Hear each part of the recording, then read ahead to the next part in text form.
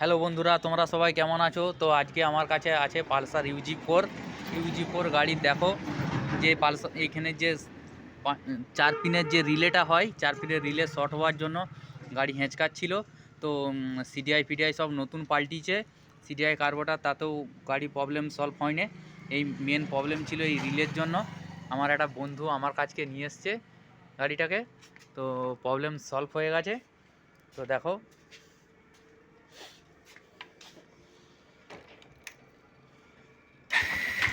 Gear পড়ে আছে নাকি রে? গিয়ারটা নিউট্রাল কর।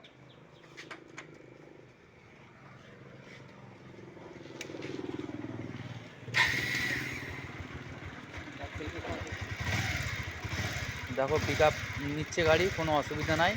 সিডিআই নতুন পাল্টানোর পরেও কিন্তু দেখো, এটা ডাইরেক্ট করলে পাওয়ার অফ অন সুইচে কোনো কাজ করছে না গাড়ি। রিলে না হলে পাওয়ার অফ